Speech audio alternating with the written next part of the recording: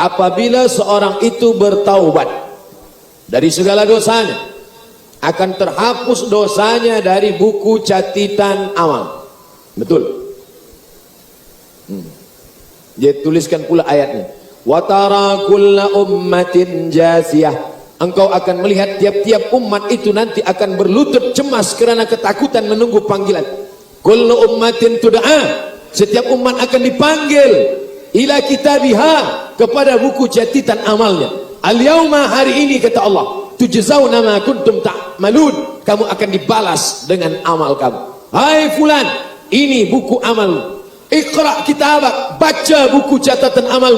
Kita pun mula membaca buku catatan amal. Dari mulai cover dosa, bab 1 dosa, bab 2 dosa, footnote pun dosa juga, penutup pun dosa juga. Sampai-sampai orang itu berkata, mali hadzal kitab, mengapa buku catatan dosa saya ini la yughadiru saghiratan wala kabiratan, semua yang kecil-kecil, semua yang besar-besar ada di sini.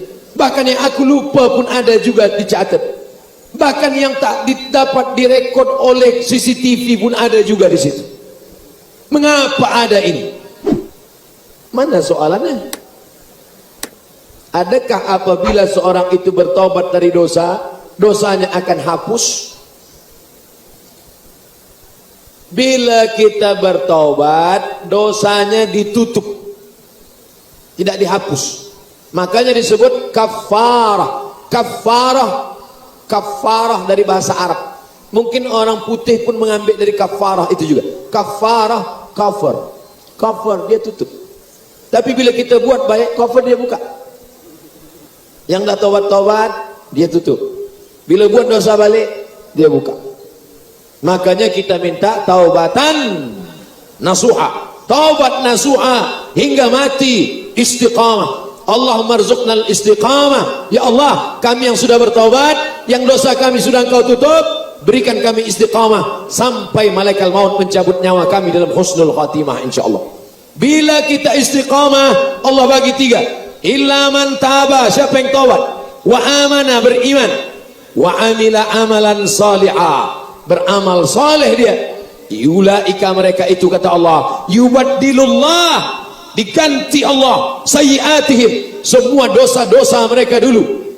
Mereka pakai narkotika, mereka pakai dosa, mereka judi, mereka zina. Yubaddilullahu sayyiatihim hasanat, bukan hanya dihapus Allah, diganti Allah dosa-dosanya itu hasanat, menjadi pahala-pahala kebaikan.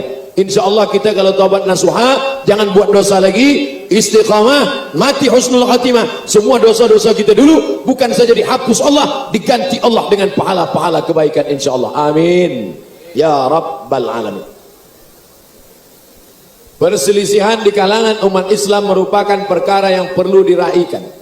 Antara cabaran terbesar umat hari ini adalah apabila wujudnya kelompok yang merasa mereka adalah paling benar, sehingga tidak boleh menerima pendapat dan pandangan orang lain.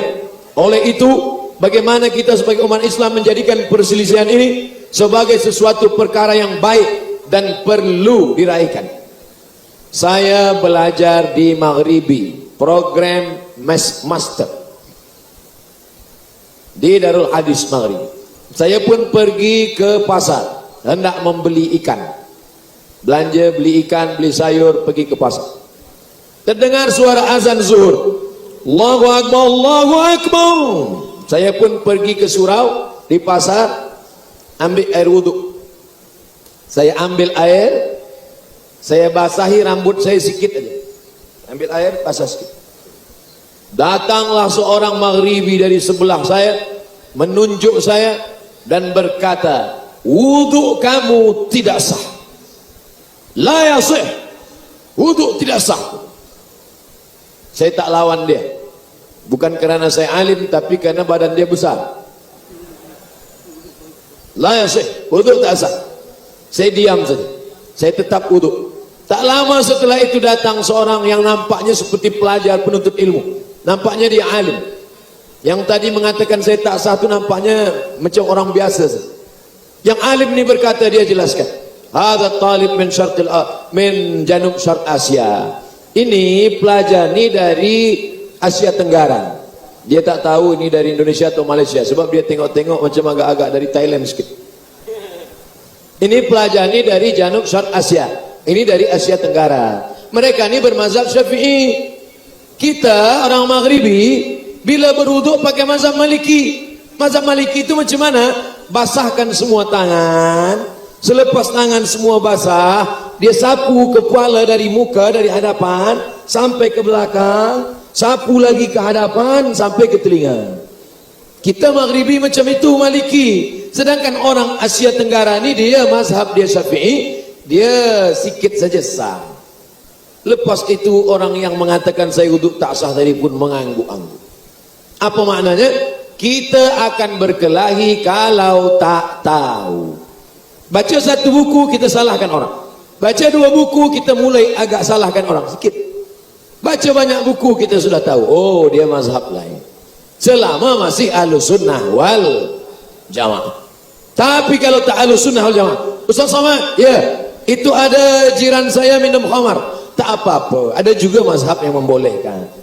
Oh, tak ada. Tentang masalah khamar ini tak ada ikhtilaf.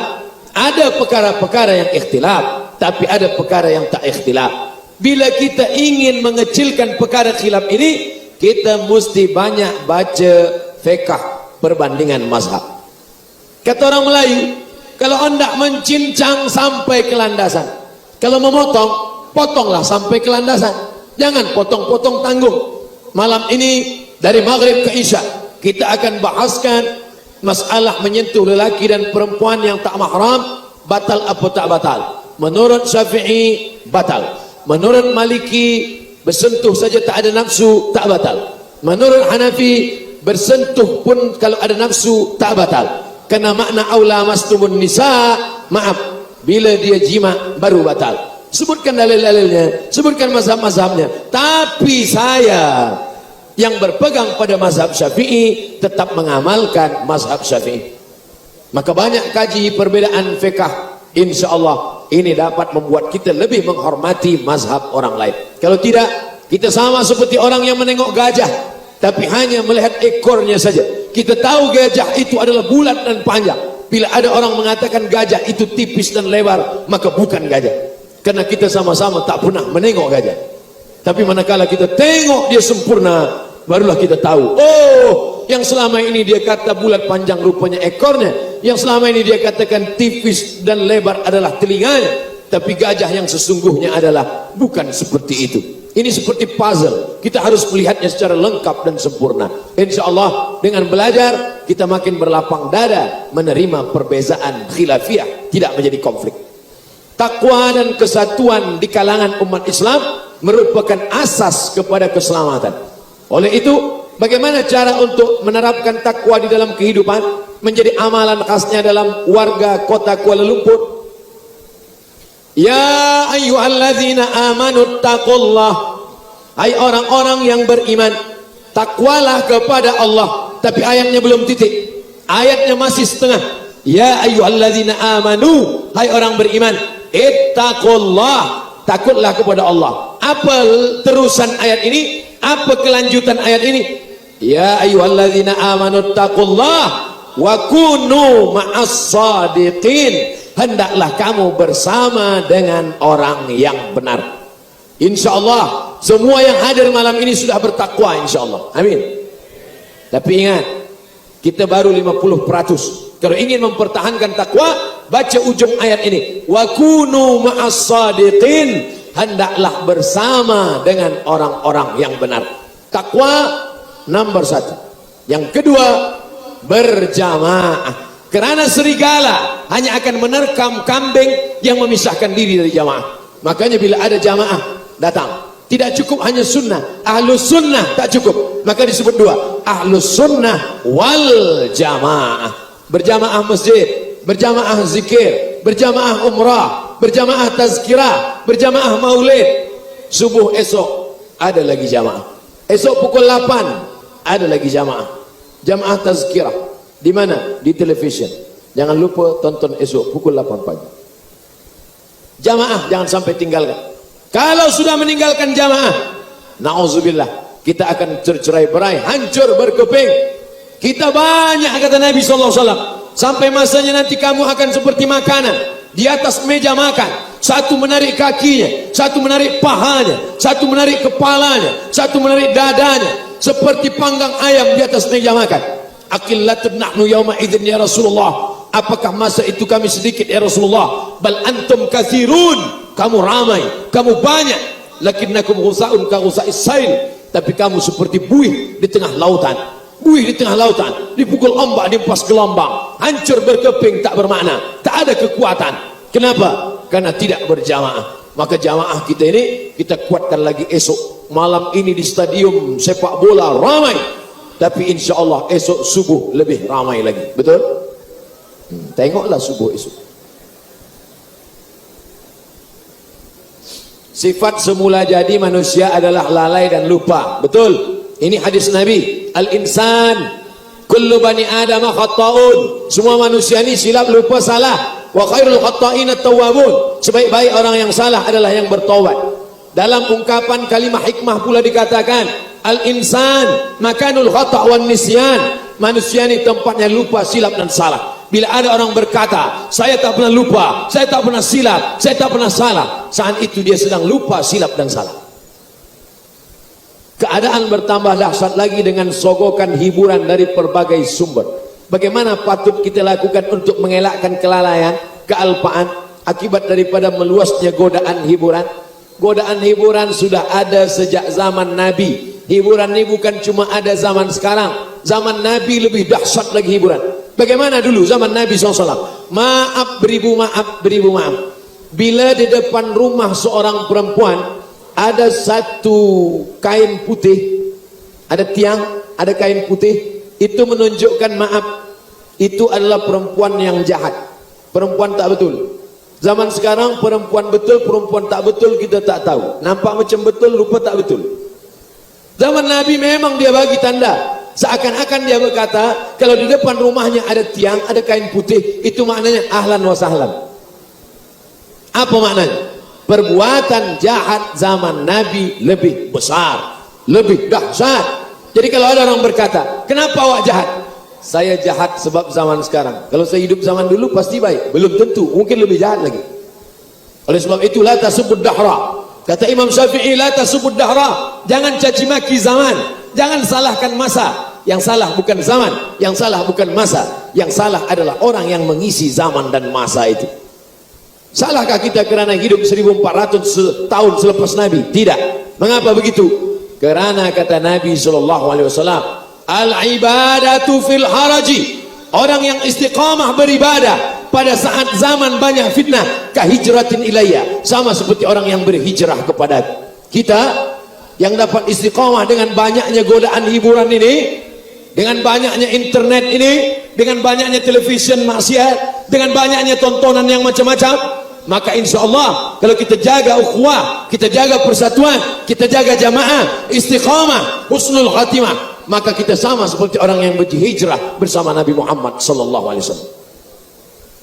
Last, bersempena dengan sambutan Hari Wilayah Persekutuan, tema yang digunakan adalah sayangi wilayahku. Bagaimana kita sebagai warga kota Kuala Lumpur perlu menjadi warga yang menyayangi dan menjaga bandaraya ini untuk mencapai kesejahteraan bagi seluruh warga kota. Man qata'a sidratan, siapa yang memotong sebatang pokok kayu, sawwaballahu ra'sahu finnar, Allah sungkurkan kepalanya dalam api neraka. Alhamdulillah, bandaraya kota besar Kuala Lumpur, pokok-pokok kayu tetap terjaga. First time saya datang pertama kali di Kuala Lumpur, yang saya heran adalah masih banyak pokok-pokok kayu. Artinya apa? Ini kita jaga, ada keseimbangan. Mata kita selesa melihat yang hijau-hijau, mata suka melihat yang hijau. Yang pertama, jaga keindahan kota. Yang kedua, at-tahuru syatrul iman, kesucian bagian dari setengah iman. Suci, bersih, tak ada sampah. Sebagaimana kita tadi datang ini stadium bersih, maka pulang ini nanti juga kita akan bawa sekecil apapun. Kita mesti jaga, kita tunjukkan. Saya tak ingin esok pagi keluar gambar di internet stadium kotor banyak sampah sebab ada Ustaz Abdul Somad datang. Na'udzubillah. Kita jaga yang hijau-hijau cantik, kita jaga at-tahuru syatrul iman. Adapun orang yang menulis di dinding an-nazafatu minal iman, kebersihan sebagian dari iman, bukan hadis Nabi. Kata-kata hikmah baik, bagus, tapi jangan katakan itu sabda Nabi. Yang sabda Nabi adalah at-tahuru syatrul iman. 3, la yabulanna ahadukum fil juhri. Jangan, jangan kamu kencing di lubang tanah. Sebab di lubang tanah itu ada rumah semut. Dalam lubang tanah itu masakinul jin, tempat jin. Apa maknanya? Sedangkan rumah lubang tanah tak boleh kita ganggu. Sedangkan rumah tempat semut tak boleh kita ganggu. Apalagi sampai mengganggu rumah-rumah manusia, tempat tinggal manusia. Menjaga kita. Dulu sebelum turun ayat warisan, bila ayah meninggal anak lelaki dapat 2 kali bagian anak perempuan, istri mendapat setengah harta, seperempat harta, suami dapat setengah harta bila istri meninggal. Sebelum turun ayat warisan, antara orang berjiran berbagi harta warisan, sampai turun ayat lidzakari mithlu hazil unsayain walakum nisfu ma taraka azwajukum. Maka kita jaga persatuan, kita jaga lingkungan, kita jaga kebersihan.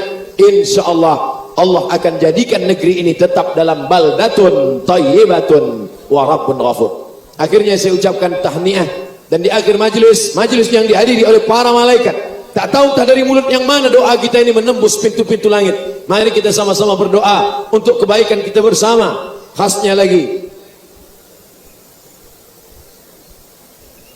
saya baru dapat berita bahwa anak daripada pengasas Nahdlatul Ulama, pengasasnya bernamanya Syekh Hasyim Asy'ari. Syekh Hasyim Asy'ari punya nama anak Abdul Wahid bin Hasyim Asy'ari. Abdul Wahid punya anak namanya Salahuddin. Salahuddin bin Abdul Wahid bin Hadratus Syekh Hasyim Asy'ari, pengasas Nahdlatul Ulama dan mudir pesantren di Jombang, Jawa Timur. Malam ini baru saja meninggal dunia. Innalillahi wa inna ilaihi raji'un. Kita sama-sama berdoa, mudah-mudahan Allah melimpahkan rahmat kepada kita dan mengampuni yang sudah meninggal dunia. Ala hadhihi niyya wa kulli niyatin salihah. Al-Fatihah. A'udzu billahi minasy syaithanir rajim. Bismillahirrahmanirrahim. Alhamdulillahi rabbil alamin.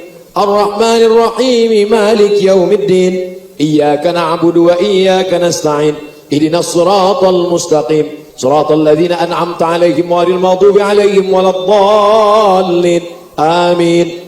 Allahumma inna natawassalu ilaika bisirril Fatihah. Kami mohon kepada Engkau dengan kemuliaan surah Al-Fatihah, ya Allah, antaj'al hadhil madinata madinatan 'azimah. Jadikan kota Kuala Lumpur ini kota yang mulia dengan kemuliaan Al-Qur'an dan sunnah Rasulullah sallallahu alaihi wasallam. Allahumma ja'al hadzal balada baladan amina mutmainnah ya'tihi rizquhu min kulli makan. Jadikan bandaraya Kuala Lumpur negeri yang aman, damai, terbuka pintu rezeki dari segala penjuru, ya Allah. Allahumma dafa'anna al-ghala wal waba wal fahsya wal riba wal zina wal munkar.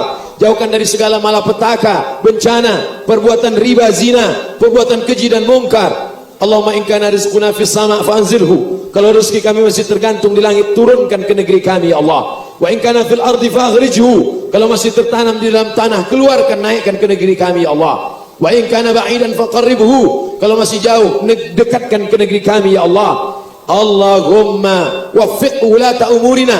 Pemimpin-pemimpin kami, condongkan hati mereka untuk menolong agamamu dengan kekuasaan yang kau berikan di tangan mereka, ya Allah. Allahumma ja'alhum umana'uka. Jadikan mereka orang-orang yang amanah, ya Rabbal Alamin. La tada' lana dzamban illa ghafartah. Segala dosa-dosa kami ampunkanlah. Wala aiban illa satartah. Segala aib cacat kami tutupilah. Wala maridan illa syafaitah. Saudara kami, jamaah kami yang sakit, maka berikanlah kesehatan, kesembuhan, ya Allah. Wala maitan illa rahimtah. Yang sudah meninggal dunia, berikanlah rahmat dan kasih sayangmu, ya Allah. Allahumma ja'al quburahum rawdatan min riyadil jinan. Jadikan kubur mereka salah satu dari taman-taman surgamu, ya Allah. La taj'al quburahum hufratan min hufarin niran. Jangan jadikan kubur mereka salah satu dari lubang nerakamu, ya Allah. Allahumma a'inna, tolong kami ala dzikrika, supaya hati kami ini selalu berzikir mengingatmu, wa syukrika, bersyukur kepadamu, wa husni ibadatik, selalu beribadah dengan ibadah yang baik padamu ya Allah. Allahumma anzilir rahmata wassalamata wal barakata ala hadhil jamaah, turunkan keselamatan, kerahmatan, keberkahan kepada seluruh jamaah yang hadir malam ini ya Allah. Allahumma ja'al abna'ana wa banatina min huffazil Qur'an wal hafizat, jadikan anak-anak kami menjadi para penghafaz Al-Quran, minal mujahidina fi sabilik, mereka akan menolong agamamu, bi amwalihim wa anfusihim, dengan harta dan nyawa mereka. Rabbana ighfir lana dzunubana, ampunkan dosa kami, wali abaina, ayah kami, wali ummahatina, ibunda kami, wali azwajina, pasangan hidup kami, wali dzurriyyatina, anak cucu keturunan kami, wali zu'amaina, pemimpin-pemimpin kami yang soleh-soleh, wali man hadarana, semua yang hadir malam ini, wali man ghaba anna, yang tak dapat hadir karena udzur syar'i, wali ikhwanina alladzina sabaquna bil iman, saudara-saudara kami yang sudah mendahului kami dengan iman. Allahumma khtim lana bi husnil khatimah wa la takhtim alaina bi su'il khatimah. Allahumma ja'al akhir kalamina inna intihai ajalina, jadikan akhir kalam kami ketika ajal kami sampai, saat malaikat maut mencabut nyawa kami, yang terakhir keluar dari mulut kami adalah kalimah la ilaha illallah Muhammadur Rasulullah sallallahu alaihi wasallam. Rabbana atina fid dunya hasanah wa fil akhirati hasanah wa qina adzaban nar. Wa sallallahu ala sayyidina wa maulana Muhammad wa ala alihi wa sahbihi wa sallam, walhamdulillahi rabbil alamin. Taqabbalallahu minkum minna wa minkum taqabbal ya karim.